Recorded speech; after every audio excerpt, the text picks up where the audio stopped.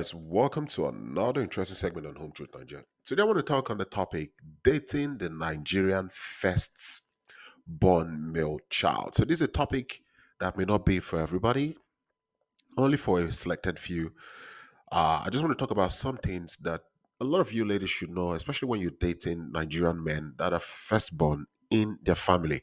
Now, a lovely lady had sent me this email, and she said in the email, I was wondering if you could speak a little bit about customs of women marrying the first son in Igbo culture when the parents are late, and how their responsibilities differ from being married to a second or third son.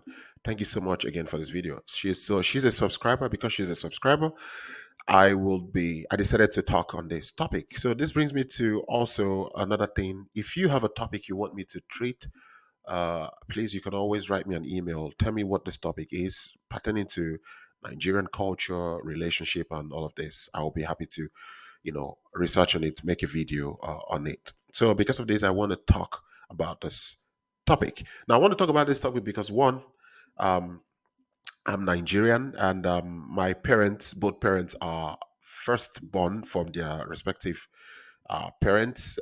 So I think I'm fit enough to talk about this. Now, a lot of you might be wondering, how does this topic concern me? Well, you might be dating a Nigerian man who is a firstborn.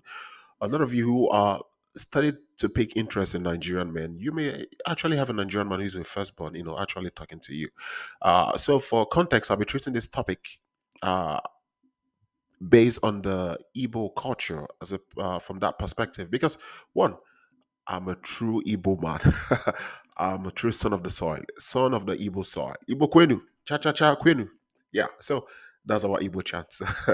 Okay, guys. So it's important to understand something. There are a lot of women who, from the West, who actually fell in love with a certain Nigerian man, and some actually got married.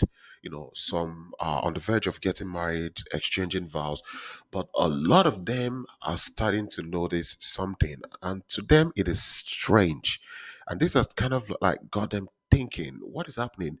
Why is my marriage different from the other Nigerian man, his marriage, or the other African guy? What is actually happening?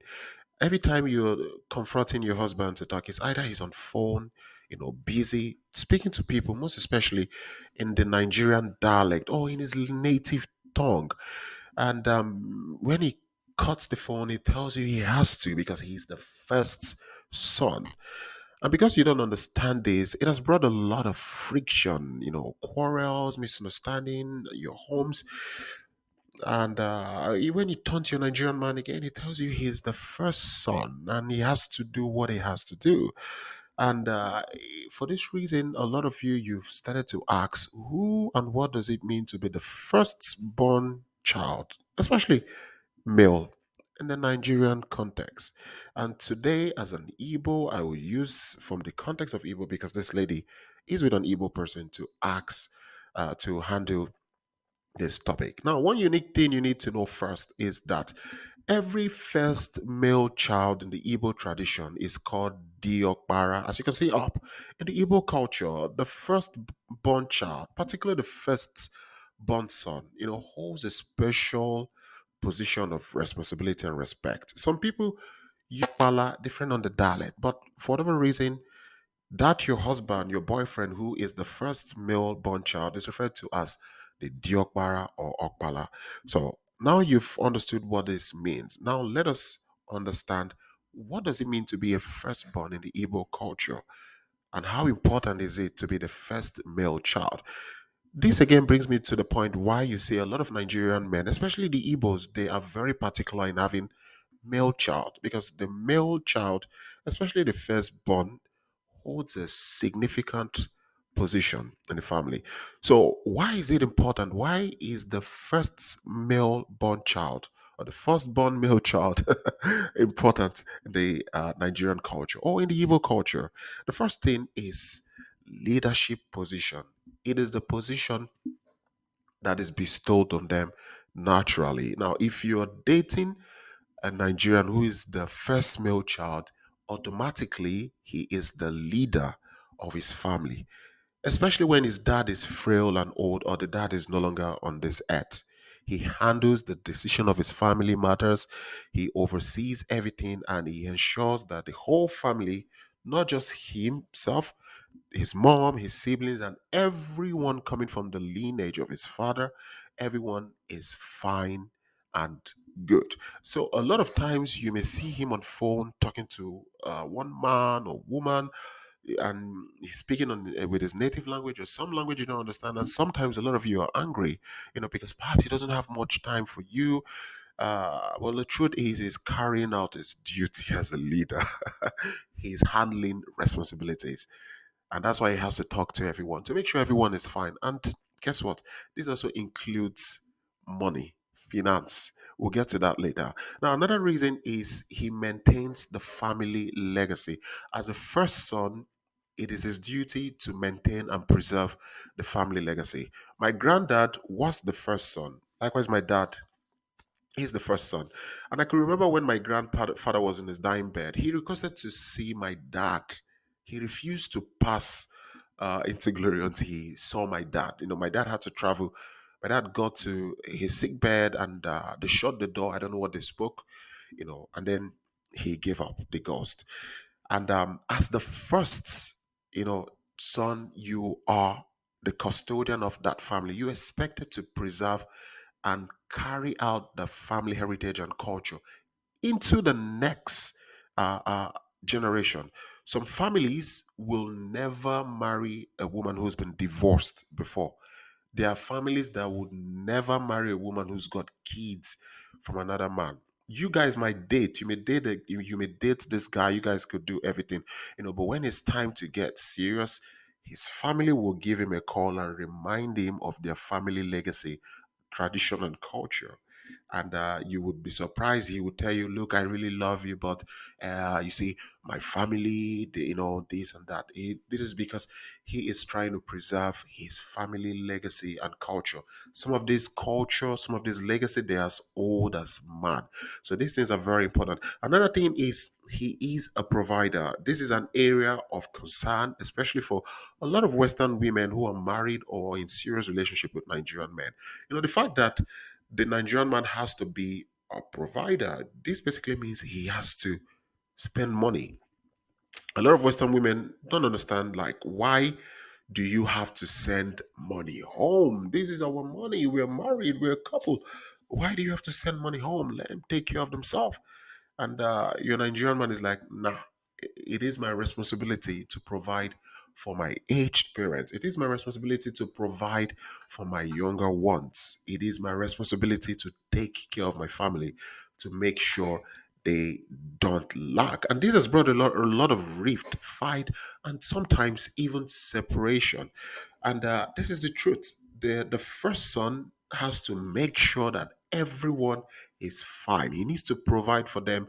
And sometimes, as always, it involves spending money. Like I said about this ab initio, my dad is the first son. And when I was a little boy, during holidays, long holidays, our house is filled with uncles and aunties. These are my dad's siblings. And you know what? They came to visit and to spend time, holiday, in their big brother's house. And my mom had to put up with this to the point that even my dad had to train some of his siblings, all through university till they graduated. He was responsible for them as their big brother, and my mom had to put up with this. It's part of the sacrifice of marriage. My best friend is the first son, and already he is training his younger ones already in school. He has to put up with that responsibility. He can't abandon them. That is the responsibility culture tradition has bestowed upon him. And who else would raise the younger ones if not him? So, for whatever reason, he's doing everything possible, sending money home to make sure they get good education, quality education. And by doing so, at the end of the day, they can also improve the economy of the family. So, this responsibility comes with a lot of financial burden. And sometimes you're wondering where the money your Nigerian man makes is going. It is going back home. most of them they send the money home to make sure that their families are fine because it is part of their responsibility. To make sure they're doing okay as providers. Another point is they are role models and peacemakers. One thing you notice about your guy, if you're dating a Nigerian man who is the first child, you'll notice that sometimes he's always on phone, he's traveling, attending occasion for whatever thing that has to happen in Nigeria. He's going there because he has to represent his family, and all of this. This is the truth because that is a role he has taken as the first child. And this is a position that the younger ones cannot assume, except he is no longer alive or he delegates his younger sibling to represent the family. This happens. So a lot of the first male child, they are seen as role models and peacemaker. I remember very well when I was a little child, if I do something wrong with my other sibling, when my parents come back, they go meet my big brother. They're like, come, what's up? How can you be here and you you watch him do this? When you are the big one, you're supposed to lead by example. After they finish scolding him, they come to me to tell me what I did was wrong. The same thing.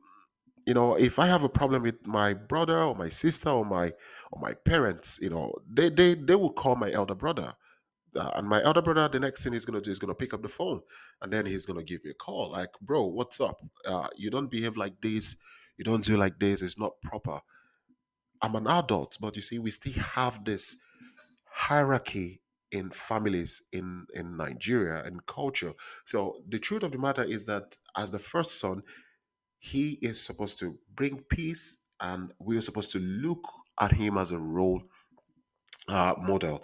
And this is also a problem to a lot of Western women. Is like, why can't you allow your younger brother do it? Why can't you allow the ones that you're older than do it? And it's like, no, I have to do it. I'm the first son. It is my responsibility. I am alive, so I have to do it. Except on extreme situations, then okay, I could delegate one of my younger ones to do it. And if you don't understand this, it could be problematic. So that's why it's important for you as a lady when you are dating a Nigerian man to actually ask questions, because a lot of women don't ask. They just think the Nigerian man they're with is like every Tom, Dick, and Harry they meet on the street. You need to ask him, who are you? What is it about your culture? Do you have any family responsibility, or what responsibilities do you have from your family? Because every Nigerian man you meet overseas has a responsibility back home. Every Nigerian man who is in Nigeria has responsibility back home. There's no Nigerian man without responsibility, even women, and that's a fact. So don't forget yourself. When you guys are still lovey-dovey. When he calls you the sugar in his tea and he's uh, uh, the spice in your jollof rice, it's important to ask, who are you? Where are you from? Do you have family responsibilities? And what kind of responsibilities do you have? As I said before, we all have responsibilities. Don't just assume that, oh, the guy you with is Superman, he fell down from planet Krypton and without responsibilities. No, he has responsibilities. So it is very good in asking, because if you don't ask, you may get married, you may get so far in the relationship, and you will start saying strange things that has to do with family and culture and tradition, and you're like, okay, I didn't sign up for this, and you're having fight and argument. So because you didn't ask this, you don't know, but it's important because you need to know this. Because at the end of the day, you have the right to decide, okay, no, I don't want to do this. This is too much for me. Or, yeah, no problem. If you have responsibilities, no problem. It's normal. So, yeah, it's important for you to know this. So, as always, the first male child in every Nigerian home has more responsibilities than the younger siblings. And that's a fact. And he can't shy away from this responsibility, or else posterity would judge him. He has to take up these responsibilities. And it's important for you as a lady to have it in mind that the Nigerian man you're with, the way things are structured in the USA, in UK, in Canada, in Australia, in Europe, It's not the same in Nigeria, you know.